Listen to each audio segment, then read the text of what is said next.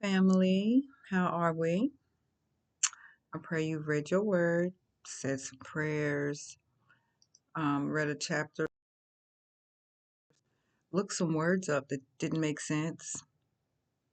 Yeah, words mean so much. And it surprises me a lot every time we think we know what a word means.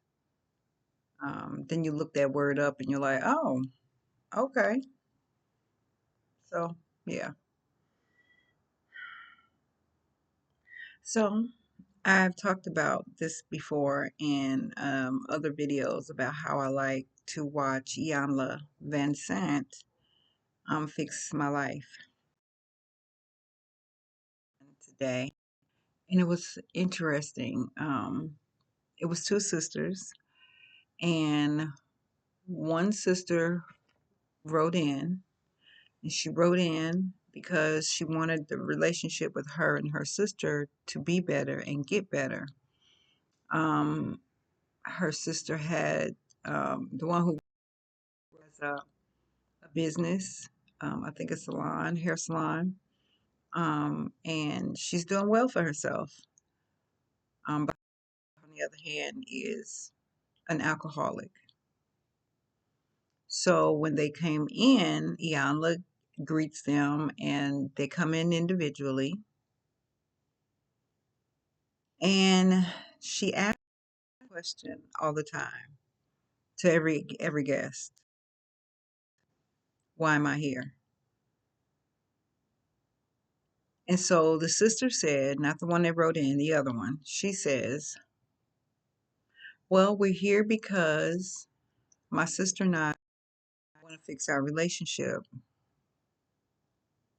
She mentioned something else and then she said, and I drink a little bit. And Iyanla said, you drink a little bit? And she says, yeah, I drink on occasion, not too much.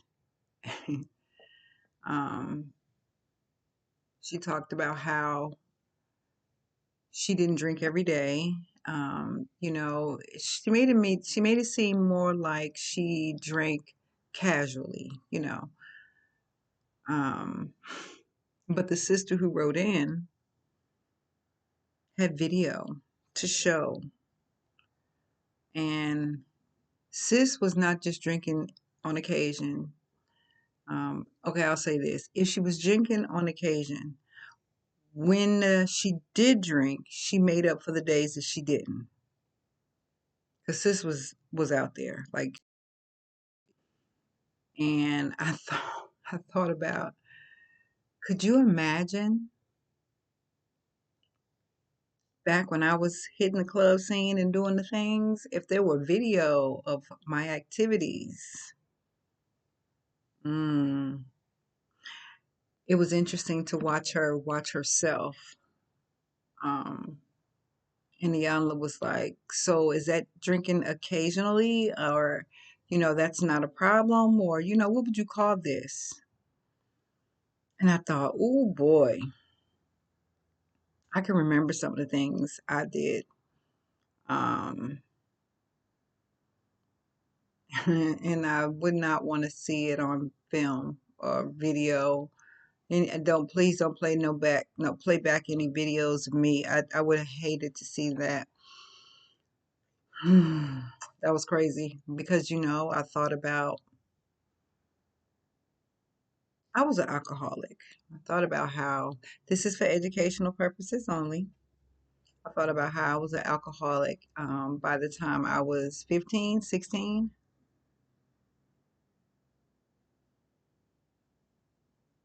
I didn't just drink a little, I drank all of it.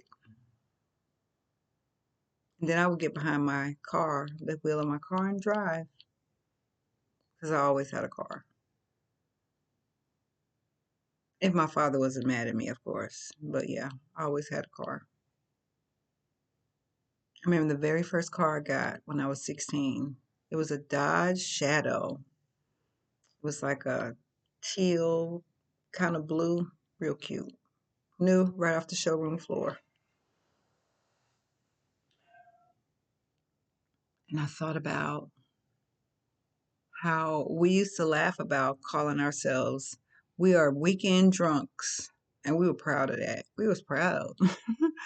We were so proud. Like, we are weekend drunks. We only drink on the weekend. And I'm sure I've talked about this in another video, but until we started working for Forrest.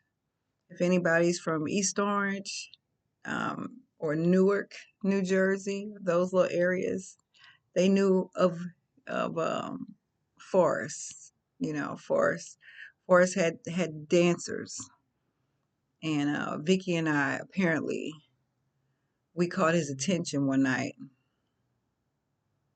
Now we don't remember meeting him. You know, no, we don't remember meeting him. But when we got home or to my apartment, we found this number, and we both had the number. We was like, "Who's Forrest?" Who is Forrest? And now we're just like, "Oh my gosh, what do we do with Forrest?" Because I don't remember. Do you remember? She didn't remember because so drunk, like, oh my gosh, who is Forrest? Who is Forrest? So we're trying to think of, because me and Vicky used to go out alone a lot. So now we're trying to think, who could we call to see, like, what club did we go to? We can't remember because 9 times out of 10, we went to probably 2 or 3 clubs. It's like, where did we meet Forrest? Who is Forrest? And so I believe that was on a Saturday when we met Forrest. And so Sunday, the next day, if I'm not mistaken, it was either the next day or the next weekend. I can't remember because I drank a lot, like I really did. Um, get a phone call, and it's Forrest. And I'm like, girl, it's Forrest. We got to figure out who this dude is. We got to figure out what did we do with him and who is he because we don't have a clue.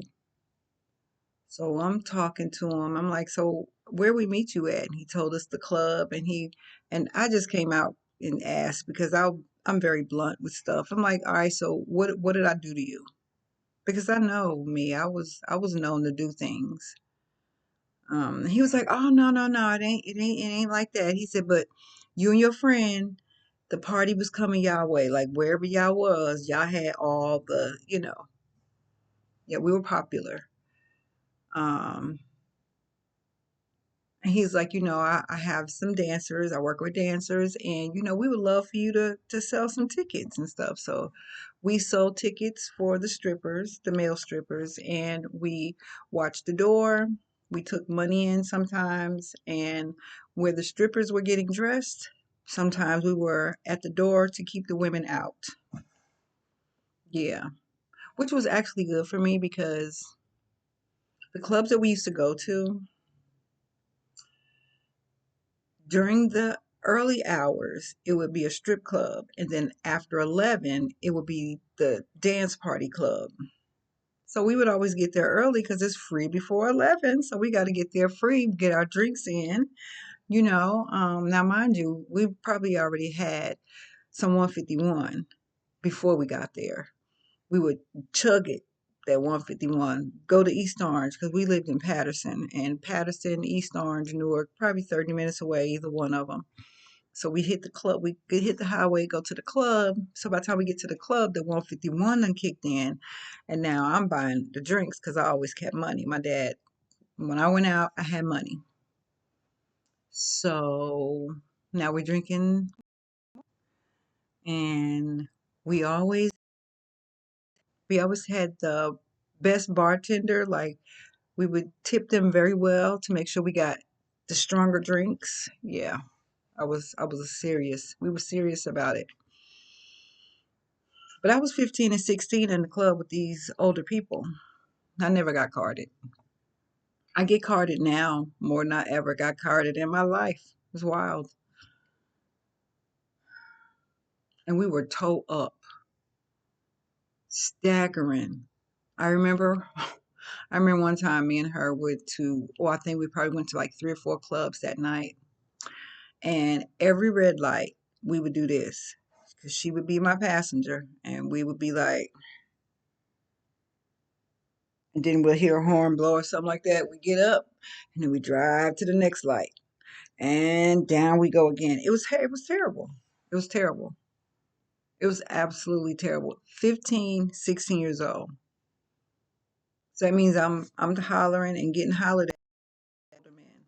Much, much older men. Could you imagine my activities on the screen where any and all people could see? Ooh, wee. Ooh, I'm so thankful. I am so thankful that that was not the case. I am so thankful that the Most High grabbed me and got me together. I mean that for real, cause ooh wow, I was so young, and when I was watching a lady on Iyanla, it was the look on her face to see, cause she was downplaying her alcohol. She's like, I drink a little bit, not a big deal. I got this.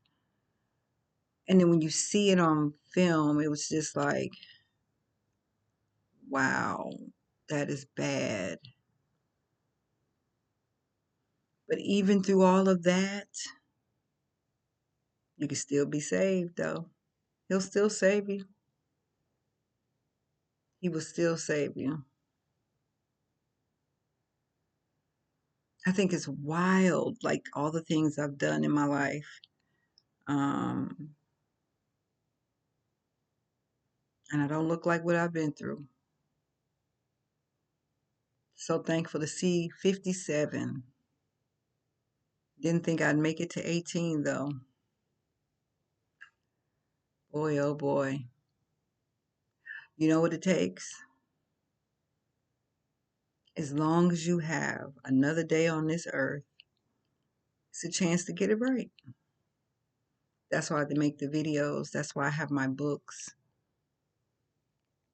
That's why I always send people to my pastor. Hashtag FINDKOFI. Hashtag find Kofi. Pastor Kofi's going to teach you the truth no matter what. They have classes on all sorts of things. And we have other ministers, Minister Akita, Minister Anais, Minister Tamra, Minister Samaya Leray, Minister Elashivai, Minister Stephen. We have so many, so many. And they all teach in their own little way, but it's the same message. Because everybody speaks differently, everybody understands things differently. So he's come to SOC, they got you. You need a straightforward, we got that. You need a little, someone that's kind and sweet with it, we got that. But they're going to give you the truth no matter what. No matter what. It's a beautiful thing. It's a beautiful thing. So don't give up. It don't matter what you've done in your life. It really doesn't. I learned that someone can take a person's life and still be saved. So it doesn't matter what you've done. You have to come correct. Read your word. Trust the Most High. Let him be your lead. You following him and making sure you are hearing him, hearing the Most High to tell you how and what we're supposed to be doing. Do the work that he's called you to do. And the work that he gives you is simple. I mean, when you work for the man, like they say, you work for the man, you work hard and you're never paid what you deserve. Never. And not only that, you gotta play their game in order to get your time off or be sick even. Like it yeah. But when you are in your purpose and you are doing the work that he's called you to do, it's a lot of work. Like it really is. And most people couldn't do what you do, but you can do it because he gave it to you. You're that special one. Somebody's looking for you. Somebody is waiting on you. They're waiting on that special something that you have to get them through tomorrow, to show them how they can do this thing. It's easier than trying to follow the world's view. I promise you. Trying to make the world happy, you're gonna fall on your face first. Being a follower of the